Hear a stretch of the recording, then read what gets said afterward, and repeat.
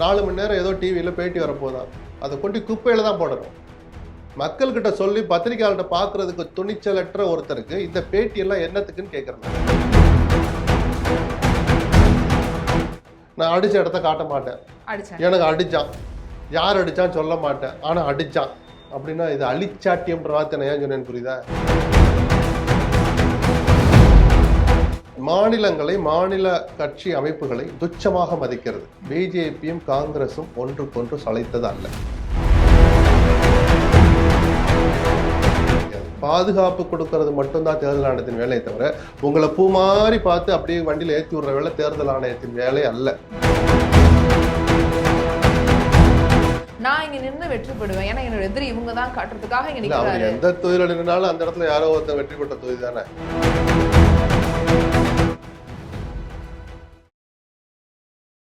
By the people நேயர்களுக்கு வணக்கம். நான் பவித்ரா சேவியர். இன்றைய நேர்காணலில் நம்மோடு இணைந்திருக்கிறார் மூத்த பத்திரிகையாளர் SP லட்சுமணன் அவர்கள். வாங்க அவர்கிட்ட பேசலாம். வணக்கம் சார். வணக்கம் சார். இன்னையோட வேட்புமனு தாக்கல் முடியுது. எல்லாரும் வேட்புமனு தாக்கலே ஹரிபரியா பண்ணிட்டு இருக்காங்கன்றதையும் பார்க்குறோம். பிரச்சார களம் ரொம்ப பரபரப்படைஞ்சிருக்கு அப்படிங்கிறத பார்க்க முடியுது. ஒவ்வொரு தலைவர்களும் அவங்களுடைய வேட்பாளர்களுக்காக பிரச்சாரம் பண்ணிட்டு இருக்காங்க. களம் எப்படி இருக்குன்னு நினைக்கிறீங்க சார்? களம் எப்படி இருக்குன்றதுக்கு இன்னொரு ஒரு வாரம் எல்லாருமே பிரச்சாரத்துக்கு போய் ஒருத்தர் வைக்கிற பிரச்சனைகள், குற்றச்சாட்டுகள், அதற்கு சம்பந்தப்பட்டவர்கள் அளிக்கிற பதில், அதை மக்கள் பார்க்குற விதம் அப்படின்னா அதை ஒரு வாரம் பார்க்கணும். இப்போ விஜயோட இதை எடுத்துவோமே, அவர் போய் அனுமதி கேட்டதா சொல்றார், 1 மணி நேரம் இடம் கொடுக்குறேன், நான் அப்படின்னா நாங்கள் பண்ண முடியாது அப்படிங்கிறார். இதை மக்கள் எப்படி பார்க்குறாங்க? இதுதான் அரசியல்னு தெரிஞ்சுதானே விஜய் வந்தார். அதுக்கே அவர் ரத்து பண்ணணும். எல்லாமே பேசு பொருள் தானே. தேர்தல் அரசியலோடு சம்பந்தப்பட்ட பாடி லாங்குவேஜ் இதெல்லாம். ஒரு தலைவர் இப்படியா இருக்கணும் அப்படின்னு சில பேர் பார்ப்பாங்க. ஆமாப்பா, ஏன் மற்றவங்களாம் நாள் முழுக்க பண்றாங்க, இவருக்கு மட்டும் ஏன் 2 மணி நேரம் அப்படின்னு ஒரு கேள்வி வரும். அப்ப என்ன பண்ணணும், இவர் அதை எடுத்து அம்பலப்படுத்தணும். நான் எத்தனை மணி நேரம் நான் அனுமதி கேட்டேன், அவங்க எவ்வளவு கொடுத்துருக்காங்க, மற்றவங்களாம் எவ்வளவு நேரம் பாக்குறாங்க, இதைத்தான் மக்கள்கிட்ட வந்து எடுத்து சொல்லணும். இது பழி வாங்குறதா சொல்லி சும்மா வெறுமனே அறிக்கை விட்டுட்டு 10 பேரை விட்டு பேச விடுறது, பொய் சொல்லி அரசியல் பண்ணக்கூடாது. அதெல்லாம் இந்த காலத்துல எடுபடாது. அடுத்த நிமிஷம் அம்பலம் ஆயிடும். ஆதாரத்தோட அம்பலப்படுத்தணும். தேர்தல் ஆணையத்தை, மத்திய அரசை, மாநில அரசை சம்பந்தப்பட்டிருந்தாங்கன்னா நடுநிலைன்னு சொல்லிட்டு நீங்க அங்க என்ன பண்றீங்க, எங்களுக்கு என்ன பண்ணி வச்சிருக்கீங்க, இதெல்லாம் ஆதாரத்தோட சொல்லணும். ஆனா வெறும் வாய் வார்த்தை இது எல்லாத்தையுமே மக்கள் கவனிப்பாங்க. அந்த அழுத்தம் கொடுத்தவங்க எப்படி சொல்லுங்க. நீங்க 1 மணி நேரம் தான் எங்களுக்கு பிரச்சாரம், நீங்க கேட்ட அந்த விண்ணப்பம் இருக்குல்ல, ஆன்லைன்ல போட்ட அந்த அப்ளிகேஷனை மக்கள் கிட்ட காட்டுங்க. எத்தனை மணி நேரம் நீங்க கேட்டீங்க, அவங்க என்ன சொன்னாங்க. இது தெரியாத வரைக்கும் எங்களை பழி வாங்குறாங்கன்னு சொல்றதெல்லாம், இந்த அரசியல்லாம் மலையேறி ரொம்ப காலம் ஆயிடுச்சு.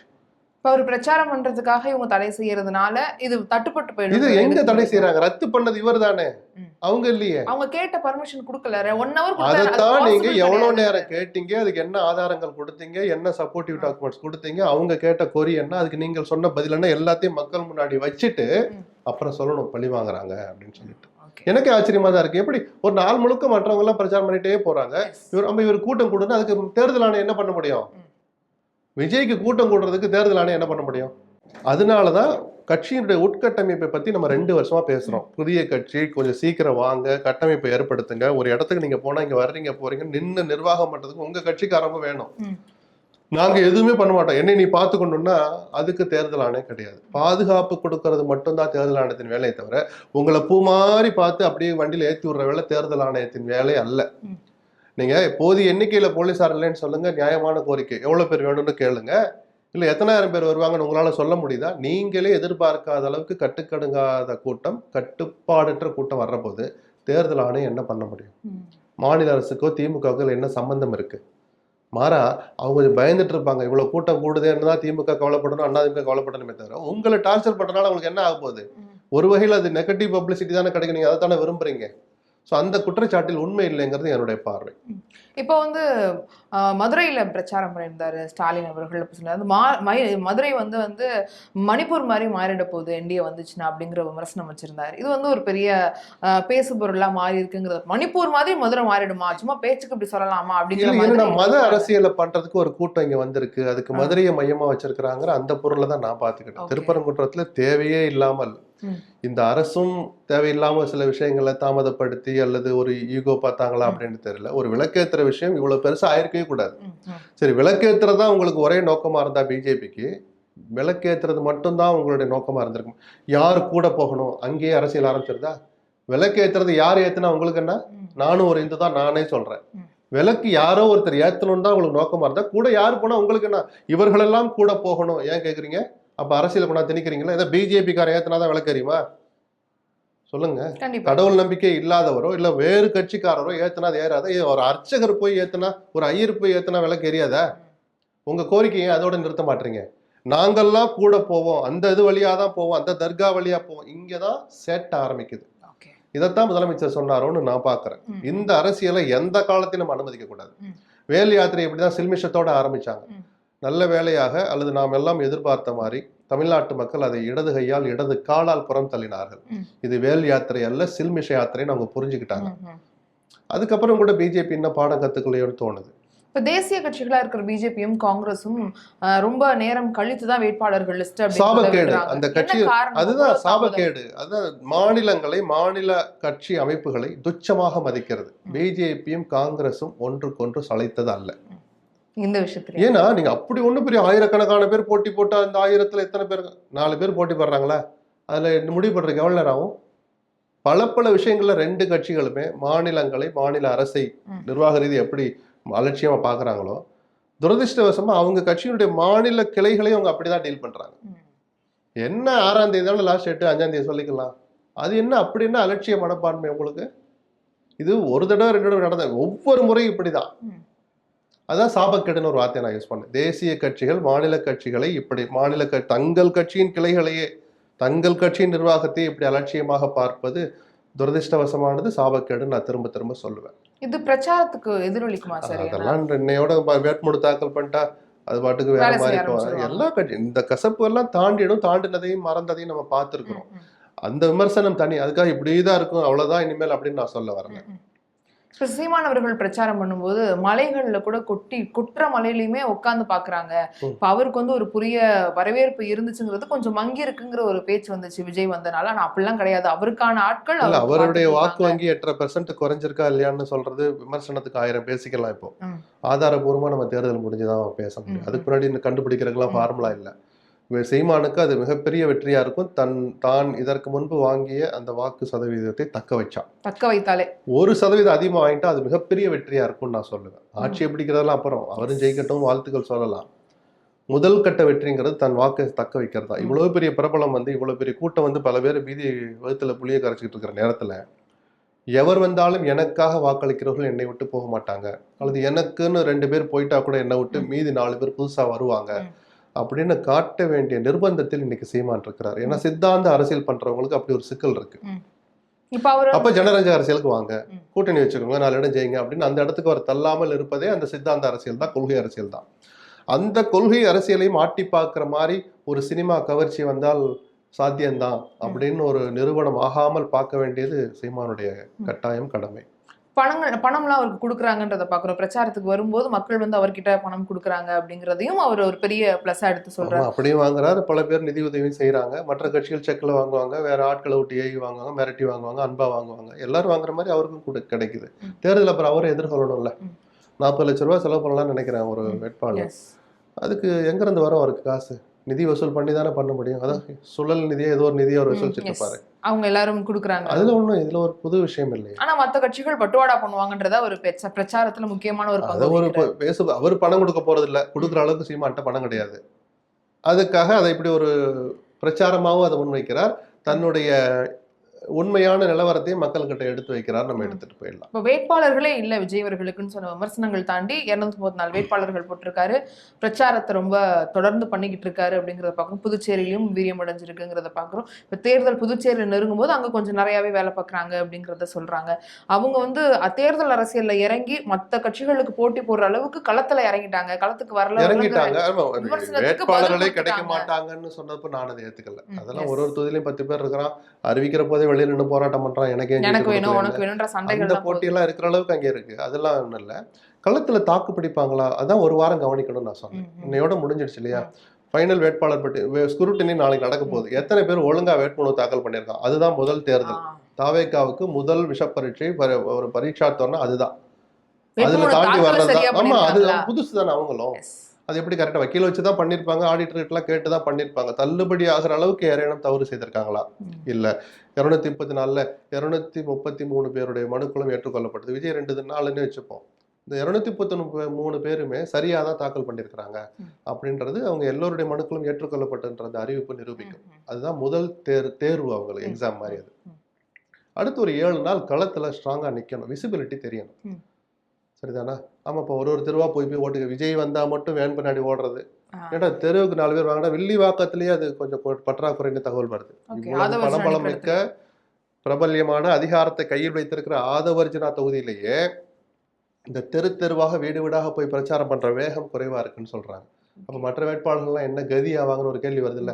அதை நம்ம பொறுத்திருந்து பார்க்கணும். ஒரு 7 நாள் பிரச்சாரம் பண்ணாருன்னா இருக்கிற கூட்டம் அந்த அவர் அங்கிட்ட போன பிறகு வரமாட்டான். வீடு வீடா போய் கேட்கணும் இல்லைங்க, ஒரு வீட்டுல போய் கேன்வாஸ் பண்ணணும்ல.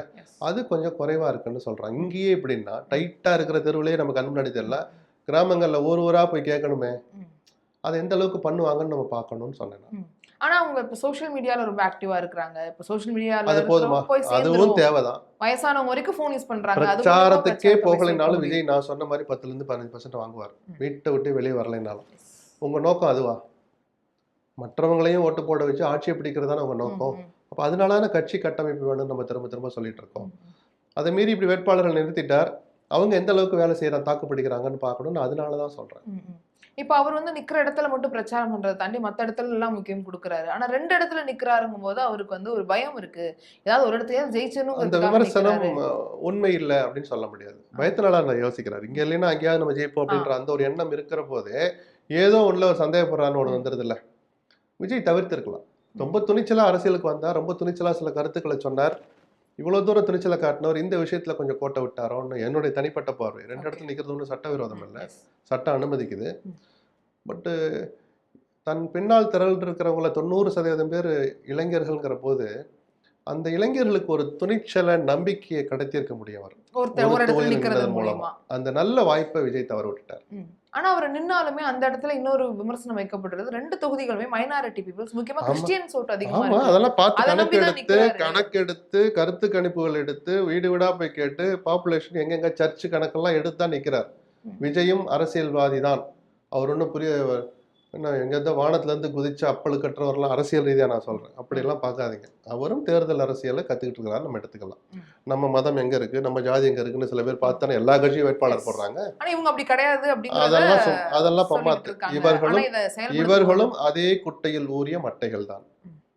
வாக்குறுதிகள் பார்க்கும் பொழுது இந்த விமர்சனத்தை வச்சிருந்தீங்க ஏற்கனவே. எது வைக்க போது அவங்க 2000 இவர் 2500 போது அதே நீங்க ஒண்ணு இலவசம் வேணுமா வேணாமான்னு சொல்றதே அவங்க ஒரு தடுமாட்டத்தை நம்மளால புரிஞ்சுக்க முடியுது. சில இதெல்லாம் நீங்க தடுக்கவே முடியாது. அந்த மாதிரி மக்கள் நல திட்டங்களை நீங்க கடைசி வரைக்கும் தடுக்க முடியாது, ஆட்சிக்கே வந்தால் கூட.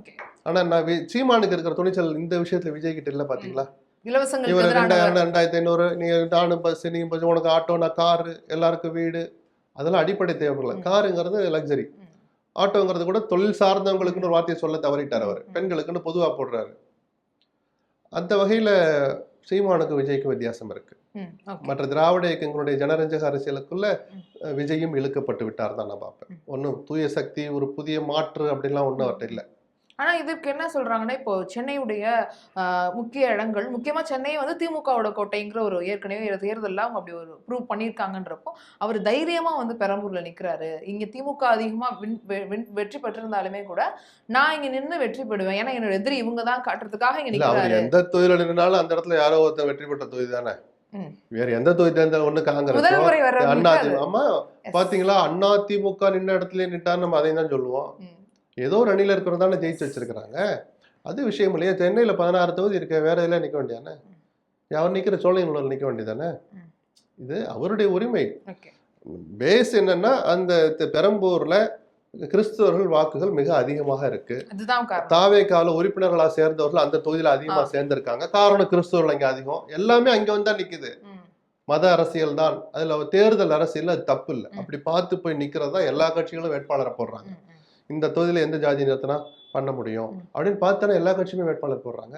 விஜயும் விதிவிலக்கு அல்லன்னு சொல்றேன், அது தவறும் அல்லன்னு சொல்றேன். ரெண்டு இடத்துலயும் வெற்றி பெற்று நாங்க வந்து எல்லா இடத்துலயும் வெற்றி அவரோட ஸ்ட்ராங்னஸ் காட்டுறதுக்காக ரெண்டு இடத்துல நிக்கிறாரு, நாங்க ரெண்டு இடத்துலயும் வெற்றி பெறதுக்கு அது அவங்களுடைய பார்வை, அதை நம்ம மதிச்சு தானே ஆகணும். அவங்க கருத்தை அவங்க சொல்ல வேணும். இல்ல இப்ப நான் சொல்றேன், இது ஏதோ ஒரு பயத்தை காட்டுது, இங்க நம்மள காலி பண்ணிடுவானோன்னு நினைச்சதா இன்னொரு இடத்த போறான்னு சொல்றேன். விஜய் அந்த வார்த்தையை சொல்லுவாரா? அதுக்கு வாய்ப்பு இருக்கான்னு கேக்குறேன். ரெண்டு இடத்துலயும் வெற்றி பெறதுக்கான வாய்ப்பு இருக்குமா? இதுக்கு முன்னாடி தெரியாது. களம் ஜெயலலிதா ரெண்டுலயும் ஜெயிச்சாங்கல்ல. இப்ப அது பை எலெக்ஷன் வரும், இப்ப அதுக்கும் தேர்தல் வந்து இதெல்லாம் ரெண்டுலயும் ஜெயிக்கட்டும். நம்ம 24ஆம் தேதிக்கு மேல பேசுவோம். அது மே 4 மே 5 பேசுவோம். அட்லீஸ்ட் எக்ஸிட் போலாது வரும். 23 சாயங்காலம் எக்ஸிட் போல் வந்துடும். மே 4 இன்னும் ஸ்ட்ராங்கா பேசுவோம். போல்ல வேலை பாக்குறதுக்குலாம் உங்களுக்கு ஆட்கள் கிடையாது. ஏன்னா அங்க உட்கார்ந்து இருக்கணும், ஒவ்வொரு கட்சியாளர்களும் பூத்துல உட்கார்றதுக்கு வந்து ஆட்கள் இருக்கணும். பூத்துல இங்க ஆளே இல்ல அப்படின்னு சொல்றாங்க. இப்ப அதே மாதிரி களத்துல அதான் சொல்றேன், விஜய் வாங்க போற வாக்குகள் எவ்வளவு வாங்கினாலும் அதுல 90% வாக்குகள் அவங்களாவே விஜய்ங்கிற முகத்துக்காக பேருக்காக வந்து போடுறவங்க தான். இவங்க கேன்வாஸ் பண்ணதுனாலயோ வீட்டுல போய் ரெக்வஸ்ட் பண்ணதுனாலயோ அதெல்லாம் ஒண்ணும் கிடையாது. வேட்பாளர்களுக்காக இல்ல, விஜய்க்காக தான். அது எவ்வளவு ஓட்டு வாங்குறாங்கிற பொறுத்து பார்க்கணும். அதுக்கப்புறம் ஒரு ஹோம்ஒர்க் பண்ணணும் விஜய். அப்ப நம்ம இன்னும் எங்க எல்லாம் நம்ம கோட்டை விட்டோம், எந்த இடத்த ஸ்ட்ராங் பண்ணணும், எந்த வேலையை நம்ம செய்யாம விட்டோம், எல்லாம் உட்காந்து ஒரு அரசியல தொடர்ந்து நீடிச்சாருன்னா இதெல்லாம் செய்யணும்னு சொல்றேன். அவர் பிரச்சாரம் பண்ற விஷயத்தையே வந்து விமர்சனம் பண்றாங்க. இப்ப ஒரு பேப்பரை பார்த்து படிக்கிறதாகட்டும், இந்த ஊர்ல என்ன பிரச்சனை அது. ஆனா எல்லா தலைவர்களும் ஒருத்தருக்கு ஒரு ஸ்டைல் இருக்கு. விஜய் ஒரு ஸ்டைல்ல பண்றாரு. இன்னும் கொஞ்சம் ஹோம்ஒர்க் பண்ணிட்டு லோக்கல் அரசியலையும் பேசணும்னு அவங்க எதிர்பார்க்கறாங்க. கொஞ்சம் 15 ஒரு இடத்துல அவ்வளவு ஏற்பாடு பண்ணி உங்க பார்வையில தேர்தல் கமிஷன்ல சண்டை போட்டெல்லாம் பெர்மிஷன் வாங்குறீங்கல்ல, 4 நிமிஷம் பேசிட்டு போனா அதுக்காக இவ்வளவு கஷ்டப்பட்டோம்னு ஒரு அயற்சி வந்துடும். விஜய் அதையும் கொஞ்சம் யோசிக்கணும். தேர்தல் நேரத்தில் உட்காந்து மணிக்கணக்கில் பேச முடியாது. ஒரு 10 நிமிஷமாவது பேசணும்னு எதிர்பார்ப்பாங்கல்ல. பெரம்பூர்ல என்ன பிரச்சனை, வில்லிவாக்கத்துல என்ன பிரச்சனை, அண்ணா நகர்ல என்ன பிரச்சனைன்னு, அல்ல அங்கே ஏற்கனவே இருந்தவங்க என்ன செஞ்சாங்க, என்ன செய்ய தவறுனாங்கன்னு சொல்றதுக்கே ஒரு 4 நிமிஷம் ஆயிடும்ல. அப்புறம் உங்க கட்சியினுடைய கொள்கைகளை நீங்க வந்தா என்ன பண்ணுவீங்க சொல்றதுக்கு ஒரு 4 நிமிஷம் 10 நிமிஷம் அதுக்கே ஆயிடும்லங்க. ஆனா இப்ப அதையே பண்ண மாட்டேங்கிறாரு அப்படின்ற ஒரு ஆதங்கம் இருக்கு. ஆனா அவருக்கு கொடுக்கப்படுற நேரத்துல அவங்க வந்து நின்றது, அவங்க பண்றது அதுக்கே ஒரு பெரிய கலைபரம் ஆயிடுது அப்படிங்கிற விமர்சனம். அதுக்கு யார் என்ன பண்ண முடியும்? அரசியல் அப்படிதான். நான் தான் எல்லாத்தையும் இழந்துட்டு இதை தாங்கிறதுக்கு வந்திருக்கேன். தாங்கி தானேங்க ஆகணும். 1 மணி நேரம் தான் நான் திருப்பி 1 மணி நேரம் தான் பிரச்சாரம் பண்ணேன். நீங்க எவ்வளவு நேரம் கேட்டீங்க? ஒரே இடத்துல நான் 4 மணி நேரம் பண்ணுவேன்னா யாருக்கும் அந்த மாதிரி பிரச்சாரத்துக்கு கொடுக்கல. பேசிக்கிட்டு அப்படி போய்கிட்டே இருக்கிறாங்க. இப்போ கனிமொழி 4 முழுக்க பிரச்சாரம் பண்ண ஒரே தொழில் என்ன பண்றாங்களா? அப்ப அது மாதிரி நீங்களும் எல்லாருக்குமான சட்ட விதி தானே உங்களுக்கும். மற்ற யாருக்கும் போறது எனக்கு போடக்கூடாதுன்னா அது என்ன அழிச்சாட்டியம் அது? இல்ல நீங்க பெர்மிஷன் கேட்டு அவங்க கொடுக்கலையா? அப்ப ஒரிஜினலா உங்க அப்ளிகேஷனை மக்கள் கிட்ட காட்டுங்க. அப்புறம் தேர்தல் ஆணையத்தை போட்டு கிளிங்க அம்பலப்படுத்துங்க. அதைத்தான் நம்ம சொல்றோம். எடுத்தோடனே எங்களை பழி வாங்க என்னப்பா பழி வாங்கி வாப்பா எங்கனப்பா அடிச்சாரு? இப்போ ஒரு பையன் வந்து அழுகுறான், இங்க அடிச்சுட்டான்பா, எங்க அடிச்சான், யார் அடிச்சா? 2 கேள்வி கேட்பாங்களா இல்லையா? நான் அடிச்ச இடத்த காட்ட மாட்டேன், எனக்கு அடிச்சான், யார் அடிச்சான்னு சொல்ல மாட்டேன், ஆனா அடிச்சான் அப்படின்னா இது அழிச்சாட்டியம்ன்ற வார்த்தை ஏன் சொன்னேன்னு புரியுதா? ஆனா அவர் வந்து ஒரு முக்கியமான விஷயம் சொல்றது என்னன்னா, எங்களுக்கு 2 பக்கமும் அழுத்தம் வருது. ஒரு பக்கம் பாஜக கிட்ட இருந்தும் வருது, இன்னொரு பக்கம் திமுக கிட்ட இருந்தும் வருது. ஆனா நாங்க மாற்று 2த்துக்குமே நாங்க மாற்றா வருவோம் அப்படிங்கறத தொடர்ந்து வைக்கிறாரு. ஆனா பாயிண்டா பேசும்போது பாஜக எதிர்க்க மாட்டேங்கிறாரு. அது இன்னும் ஸ்டார்டிங்ல நீங்க கவனிச்ச மாதிரி மக்களும் கவனிக்கணுங்கிறேன். நான் விஜய்க்கு எதிராக தூண்டி விடணும்னு சொல்ல. எல்லா அரசியல்வாதிலையும் அவருடைய மௌனமும் அவருடைய பேச்சும் எதை வெளிப்படுத்துறார், எதை வெளிப்படுத்த தயங்குகிறார், எதை வெளிப்படுத்தாமல் கள்ளத்தனமா கடந்து போறார் அப்படிங்கலாம் மக்கள் கவனிக்கணுங்கிறாங்க. கவனிச்சு பார்த்து விஜய்க்கு ஓட்டு போடணும், வேணான்னு சொல்லலையே. அவர் நம்ம மக்கள் கிட்ட நடிக்கிறாருன்னா அந்த நடிப்பை அதுக்கு ஒரு பாடம் கற்றுக் கொடுக்குற மாதிரி தங்களுடைய வாக்குகள் மூலமா பாடம் கற்று, அது எவரா இருந்தாலும் சரி. இப்போ எல்லா அரசியல் கட்சிகளுமே, அதாவது அதிமுகவை தவிர பாஜகவுடைய எதிர்நிலையை வந்து ஒரு இதுவாக எடுத்துக்கிறாங்க. இப்போ விஜய் வந்து பின்னாடி பாஜக இயக்குது, பாஜக அதனால எதிர்க்க மாட்டேங்கிறாரு, திமுக என்ன காரணம்னா தமிழ்நாட்டில் பிஜேபி எதிர்ப்பு உணர்வு அவ்வளவு மேலோங்கி எனக்கு ததும்ப நிக்குது. அதை பயன்படுத்திக்கணும்னு திமுக பாக்குறாங்க, எல்லாரும் அதை பாக்குறாங்க. திமுகவையுமே அதான் சொல்றாங்க. திமுக நேரடிவா செட் பண்ணிட்டாங்க. இவங்களும் பாஜகவுக்கு ஒரு சாஃப்ட் ஹேண்ட் எடுக்கிறாங்க. இவங்க அதனாலதான் இவருடைய கூட்டணி கட்சிகளுக்கு எல்லாம் கம்மியான ஒரு சீட்டை கொடுத்துட்டு தேமுதிக கொடுத்தாங்க. அவங்க நாளைக்கு என்ன இருந்தாலும் பாஜகவுக்கு ஒரு ஹெல்ப் பண்ணுவாங்க. ஒரு கட்சியை பார்த்து அப்படி பண்ணக்கூடாது. அப்படி பார்த்தா திமுகவே பிஜேபியோட தலைமை வச்சிருந்த கட்சி தான். அப்படி போய் தேமுதிக எல்லாம் தனியா இடதுசாரிகளை தவிர, காங்கிரஸை தவிர வேற எதுவும் நடக்கலாம். பிஜேபியோட போய் சேரலாம், சண்டை போடலாம். எல்லாரும் அங்க இருந்தவங்க தான், ஜெயிச்சவங்க தான், தோத்தவங்க தான். அதனால ஒரு கட்சியை பத்தி அப்படி சொல்லக்கூடாது. அது அந்த நேரேட்டிவை நான் எடுத்துக்கிடல. இவர் இந்த களத்தை அமைக்கிற போதே திமுகவுடைய ஸ்டாண்ட் இது தமிழ்நாடு வெர்சஸ் டெல்லி, தமிழ்நாடு வெர்சஸ் பிஜேபின்னு சொன்ன போதே பிஜேபி தமிழ்நாட்டுக்கு செய்த துரோகங்களை நாம வென்றெடுக்கணும், அதை அம்பலப்படுத்தணும், அவர்களுக்கு பாடம் கற்றுக் கொடுக்கணும், அந்த ஸ்டாண்ட் அவர் எடுத்துட்டார். மற்றபடி விஜய் மாதிரியான நபர்கள் பிஜேபியை பார்த்து பயப்படுறாங்கன்னா அது அவர்கிட்ட மக்கள்கிட்ட அம்பலப்படுத்தி அதே பிஜேபி எதிர்ப்புணர்வு மூலமா ஒரு ஆதாயம் அடைகிறது தான்.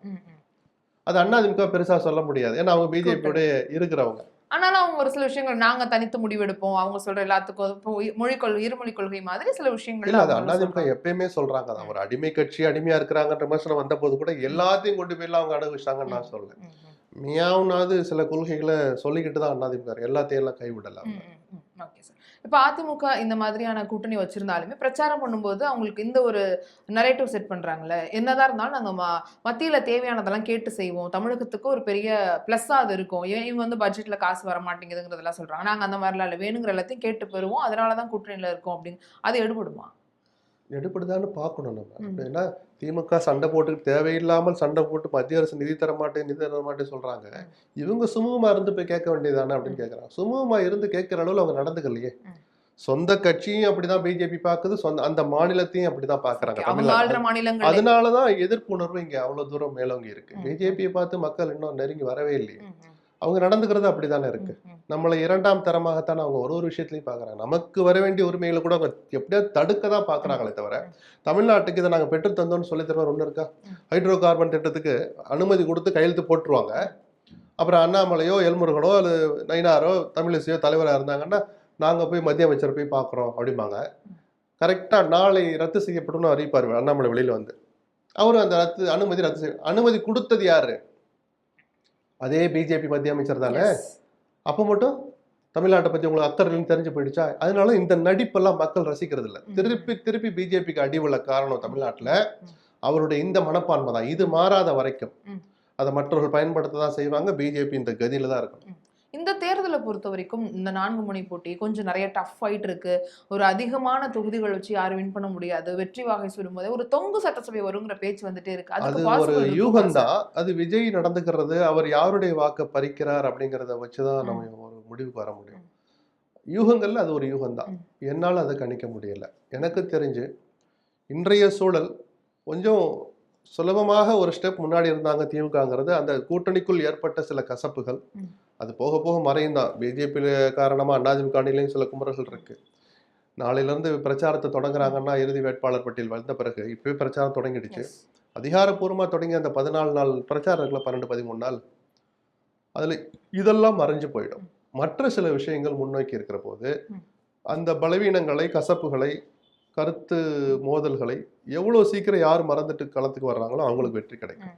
இப்போதும் திமுகவுக்கு அட்வான்டேஜ் இருக்கிற மாதிரி தான் நான் பார்க்குறேன். ஏன்னா விஜய் இந்த அரசியல் பண்றாருன்னா அதை இன்னும் கொஞ்சம் கணிக்க முடியாம போகுது நமக்கு. இவர் இப்படிலாம் ரத்துன்னுலாம் சொன்னார்னா அரசியல் சரிப்பட்டு வராது. ஏன்னா இந்த தேர்தல் விஜயை மையப்படுத்திய ஒரு தேர்தல். எல்லா பார்வையும் அவரை நோக்கி இருக்கிற போது நான் 1 மணி நேரம் தான் கொடுத்தாங்க, நான் வரல அப்படின்னு ஏதோ சின்ன பிள்ளைங்க விளையாட்டு மாதிரிலாம் பண்ணிட்டு இருந்தாருன்னா அது தப்பா போயிடும். அவருக்கு எந்த வகையிலும் இது பிரயோஜனப்படாது. விஜய் அவர்களுடைய ஓட்டு வங்கி இல்ல அவர் மேல இருக்கிற ஒரு ஸ்டார் டம் அப்படிங்கிறது திடீர்னு ஏறுது. சில விஷயங்கள் விமர்சனங்கள் வரும்போது திடீர்னு ரொம்ப கீழே போகிறாரு. இல்ல அவருடைய இந்த தனி மனித வாழ்க்கையை சம்பந்தப்படுத்தி அவருடைய குடும்ப விவகாரம் வீதிக்கு வந்த போது அவருடைய செல்வாக்கு குறைந்தது நிஜம். செல்வாக்குன்னா நம்ம ஒன்னும் மானிட்டர் வச்செல்லாம் அளந்து பார்க்கல. நமக்கும் சில தகவல் வரும்ல, நாம சில பேரோட பேசுறோம்ல. இது வரைக்கும் விஜயை பார்த்துட்டு இருந்த இளம் பெண்கள் இப்போ சீச்சி அப்படின்னு விலகுறாங்களே ஏன்? இதையும் விஜய் கவனிக்கணும். சும்மா அந்த வியூக வகுப்பாளர்கள் அப்படியே திறம் போட்டு இப்படி கூட்டிட்டு போனா அப்படியே போயிட்டு அப்படியே வரக்கூடாது. இதை முதல்ல எடுக்கணும். 4 பக்கமும் சுத்தி பார்க்கணும். தன்னை சுத்தி என்ன நடக்குது, நம்மளை பத்தி என்ன பேசுறாங்க, என்ன பேசுனாங்க, இப்ப ஏன் இப்படி பேசுறாங்க, இதெல்லாம் விஜய் கவனிக்கணும். ஸோ அந்த வகையில அந்த செல்வாக்குல ஒரு ஒரு ஒரு சேதாரம் ஏற்பட்டுச்சுங்கிறத நான் ஏத்துக்கிறேன். ஏற்படணும்னு நான் விரும்புறேன். நீங்க ஏதோ என் வாழ்க்கை நான் நினைச்சதை செய்வேன்லாம் ஒரு திமிர்த்தனமா எவர் ஒருவர் நடந்துக்கிட்டாலும் அதற்கு தகுந்த பாடம் கிடைக்கணுங்கிறதுல நான் உறுதியா இருக்கிறேன். அடுத்தது பிரச்சாரத்துல அதெல்லாம் மறைக்கப்பட்டோம். பிரச்சாரம் பேசும்போது வெவ்வேறு விஷயங்கள். சரி, அதுக்காக பிரச்சாரத்துக்கு வாங்கலாம். பிரச்சாரம் ரத்து இல்ல, முதல் ஆளா நிறுத்துறீங்க. 4 தொகுதிக்கு போனா 2 தொகுதி போக நேரம் இல்ல, பிரச்சாரம் ரத்து. எங்களுக்கு 2 மணி நேரம் தான் அனுமதி கொடுத்தாங்க, பிரச்சாரம் ரத்துன்னா அப்புறம் எங்க போய் மக்கள்கிட்ட சொல்லுவீங்க? 4 மணி நேரம் ஏதோ டிவியில பேட்டி வரப்போதான், அதை கொண்டு குப்பையில தான் போடணும். மக்கள்கிட்ட சொல்லி பத்திரிகையாளர்கிட்ட பாக்குறதுக்கு துணிச்சலற்ற ஒருத்தருக்கு இந்த பேட்டி எல்லாம் என்னத்துக்குன்னு கேட்கிறேன் நான். அதுதான் நமக்கு புரிய மாட்டேங்குது. இதை முதல்ல மக்கள் கவனிக்கணும். இதை அப்படி என்ன திமிர்? நான் நினைச்ச ஆள்கிட்ட தான் பேசுவேன், ஒரு ஆள்கிட்ட தான் பேசுவேன், வேற யார்ட்டையும் நான் திரும்பி கூட பார்க்க மாட்டேன். ஆனா ஆட்சி மட்டும் தட்டில் வச்சு அவர்கிட்ட நீட்டிடணும். இது நல்லதல்ல, விஜய்க்கும் நல்லதல்ல, எதிர்கால தமிழ்நாட்டு நலனுக்கும் அது நல்லதல்ல. ஒரு பிரஸ் மீட்ல மீட் பண்ண மாட்டேங்கிறாருங்கிறது தொடர்ந்து வைக்கிற விமர்சனம். தேர்தலுக்கு நடுவுல ஒரு வாட்டியாச்சும் அதை வச்சுட்டாரு அப்படின்னா அது அவருக்கு பிளஸ்ஸா மாறும். சரிங்க, நம்ம ஒரு தடவை 40 நிமிஷமாவது பேசி இதெல்லாம் எது இயல்பா நடக்கணுங்க. அது கேஷுவலா பார்த்துட்டு போக வேண்டியதானே. இத்தனை மணி நேரம் உட்காந்து 110 கேள்வி வரும், 110க்கும் பதில் சொல்லல, அவ்வளவுதான் அப்படின்னு யாராவது சொல்றோமா? ஒரு 4 கேள்வி ஏர்போர்ட்ல நுழையும் போது இங்க வாங்க, சரி இதுக்காக தான் போறேன், எனக்கு வெற்றி கிடைக்கும், 2 வார்த்தை. திரும்பி கூட பார்க்க மாட்டேன்னா இது என்னங்க அக்கிரமா? அது அப்படி என்னங்க நீங்க பெரிய இந்த லீடரா நீங்க? அப்படிப்பட்ட தலைவர்கள் இந்த நாட்டுக்குள்ள எந்த நாட்டுக்கும் தேவையில்லை. தொடர்ந்து இந்த மாதிரி இருந்தாருன்னா அது கண்டிப்பா எதிரொலிக்குமா? இல்ல மாறினாருன்னா அது அவருக்கு பாசிட்டிவ் மாறுனா அவருக்கு நல்லது. இவ்வளவு தூரம் துணிச்சலா அவர் பாஷையில சொன்னா வருமானம் வர்ற தொழிலை விட்டுட்டு வந்திருக்கிறாருல. அப்ப ஏதோ ஒரு எண்ணத்துல வந்திருக்கீங்கன்னா அதை நோக்கி அர்த்தமுள்ள பயணமா அந்த பயணம் இருக்கணும். சும்மா நானும் வருவேன், ஏதோ பேசுவேன், நான் சொல்றதெல்லாம் மக்கள் கேட்டுக்கணும் அப்படின்னா நீங்க பேசுறது ஊடகங்கள் மூலமா தானே வெளியில போகுது. இந்த ஊடகங்களுக்கு வேற வழி இல்லை. ஒரு வகையில பச்சையா சொன்னா வேற வார்த்தை சொல்லலாம். ஆனா யதார்த்தம் தான், யார் பேசினாலும் கொண்டு போய் மக்கள் கிட்ட சேர்க்கறது தான். அந்த மீடியத்தை, அந்த ஊடகத்தை, மீடியாவை நீங்க ஒழுங்கா பயன்படுத்திக்கிறீங்களா? இதைத்தான் திமிர்னு சொல்றோம். நம்ம என்ன பண்ணாலும் கொண்டு போய் சேர்த்துருவாங்கிறது திமிரு தவிர வேற என்ன? ஆணவம் இல்லாமல் வேற என்ன? அது சொல்லுங்க. இந்த மனநிலை விஜய்க்கு மாறணும். எந்த வகையிலும் அவருக்கு பலனளிக்காது. ஆனா அவர் கூட இருக்கிறவங்க வெற்றி கண்டிப்பா அவர்தான். முதலமைச்சர் பேரு தான் இன்னும் சொல்லல அப்படிங்கிற மாதிரி பதவி ஒரு நாள் குறிச்சு கூட நோக்கத்துல பதவி இருக்காங்க. இருக்கட்டும், யாரு வேணாம்னா. அப்படி ஒரு நிலைமை தமிழ்நாட்டுக்கு வந்தால் அதையும் நம்ம சந்திச்சுதானே ஆகணும். நான் ஏதோ வரக்கூடாதுங்கிற அர்த்தத்துல சொல்லல. இந்த மனநிலை மாறாத விஜய் ஆட்சிக்கு வருவது நல்லதல்லைங்கிறேன் நான். ஆட்சிக்கு வந்த பிறகு இப்படிதான் போவீங்களா? இப்பவே இந்த கதின்னா அப்ப என்ன கதின்னு மக்கள் முதல்வரான கிராம தமிழ்நாட்டு கிராமமா நலன் வருவேன்னு மீது சொல்லியிருக்காரு. அக்கறையுள்ள ஒரு மக்களும் ஒரு நபரும் இதை பத்தி இப்படி யோசிப்பாங்களா மாட்டாங்களா? யோசிக்கணுங்கிறேன் நான். ஆனா அவர் சொல்லும்போது சொல்றாருல, நான் முதல்வர் ஆனேன்னா கிராம கிராமமா வந்து பார்ப்பேன் ஒரு துறையும். வேண்டாம், என் வாயை கிண்டாதீங்க. போக வேண்டிய இந்த நேரத்திலேயே போறதுக்கு இப்படி போகாம ரத்துன்னு அறிவிப்பு வந்துட்டு இருக்கு. முதலமைச்சரா எப்படிங்க போக முடியும்? வருவார், போய் தான் ஆகணும். அடிப்படையே மாறணும், மனநிலையே மாறணுங்கிறேன் நான். விஜயனுடைய மனநிலை அப்படியே உல்டாவா மாறினாதான் அவர் ஒரு நல்ல அரசியல்வாதியா இருக்க முடியும், நல்ல நிர்வாகியா இருக்க முடியும். இப்போது இருக்கிற மனநிலையில் அவர் ஒரு கவுன்சிலர் ஆகிறது கூட தகுதியற்ற நபர் தான் நான் சொல்லுவேன். இந்த ஆணவ போக்கு யாருக்கும் கவுன்சிலருக்கு கூட இருக்கக்கூடாதுங்கிறனால தான் கவுன்சிலர் பதவியை நான் ஒப்பிட்டு சொன்னேன். இந்த மாதிரியான ஒரு மனநிலை சார், நீங்க கொண்ட நபர்னு சொல்றீங்களா? மக்களா ஒருத்தர் இருந்துட்டு போக வேண்டியதானுங்க. என்ன அப்படின்னா நீங்க அப்படியே வந்துட்டு அப்படியே போவீங்கன்னா அப்ப அப்படியே போங்க, எதுக்கு இங்க வர்றீங்க? எதுவும் இடையூறு ஆயிடக்கூடாது மத்தவங்களுக்கு. என்ன பல பிரச்சனைகள் வருது, விபத்துகள் நடக்குது, நிறைய இடங்களுக்கு ஏங்க வர்றதுனால இதை அப்படி வேற வந்து சொல்றீங்க. வண்டியில வர்றான், சரி வராதீங்கப்பான்னு சொல்லிட்டு போயிடுறாரு. அவரை கண்டிக்கிற மாதிரி எதுவுமே சொல்ல மாட்டாரு. வராதீங்கன்னு சொல்றாரு. என் வேற வாகனத்தை பின்தொடர்ந்து வராதீங்கன்னு வராதீங்க. சொல்லிட்டாரா? பயங்கரமா கண்டிச்சிட்டாரே. நிஜமா விஜய் என்கிற தனிநபரால முடியாது. என்ன முயற்சி எடுத்தீங்க? தொடர் முயற்சி என்ன எடுத்தீங்க? அப்படி வர்றவனை தடுக்கிறதுக்கு என்ன பயமுறுத்துனீங்க? நீங்க கண்டிப்போட உரிமையோட அவன்கிட்ட என்ன கண்டிப்பா காட்டுனீங்க? ஏதாவது ஒண்ணு காட்ட சொல்லுங்க விஜய. எங்கள் தொண்டர்களை தடுக்கிறார்கள். ஏங்க பின்னாடி போகாதரான்னு போலீஸ்காரன் பிடிச்சு அடிக்கதான் செய்வான். அடிச்சா என் தொண்டர்களை தடுக்கிறாங்கன்னு பொய் சொல்றீங்க. மக்கள்கிட்ட நீலி கண்ணீர் வடிக்கிறீங்க. வேற எப்படி அந்த கட்டுப்பாடற்றவனை நீங்க எப்படிதான் கட்டுக்குள்ள கொண்டு வருவீங்க? அதெல்லாம் எடுபடாதீங்க. இப்பவுமே பிரச்சார வாகனங்களை சுத்தி மக்கள் வந்துட்டே இருக்காங்க. பவுன்சர்ஸ் தள்ளி விடுறாங்க. அவங்க தள்ளி விடல, தள்ளி ஏறி விடாதீங்கன்னு ஏறி சொல்றாங்க. மிதிக்கணுங்கிற நான். தள்ளி விடுறதெல்லாம் பத்தாது. அப்படி ஒருத்தர் ஏறுறான்னா அவனை புள்ளையர்னு அறையணும். அறையிற காட்சிகளை அத்தனை மீடியாக்களும் காமிச்சுக்கிட்டே இருக்கணும். அறிவற்றவனை நீங்க எப்படி திருத்துவீங்க? தலைவனும் அப்படி தொண்டனும் அப்படின்னா வேற என்னதான் நொந்துக்கிறத தவிர ஒரு வழி இல்லை. Right sir. களத்துல நிறைய விஷயங்கள் பத்தி பேசுனீங்க. தொடர்ந்து களம் மாறும், பிரச்சாரங்கள் வியூகங்கள் மாறும்போது இன்னும் பல விஷயங்கள் பேசலாம். இவ்வளவு நேரம் நீங்க பகிர்ந்து கொண்ட உங்களுடைய கருத்துக்களுக்காகவும் உங்களுடைய நேரத்துக்காகவும் ரொம்ப நன்றி சார். நன்றி.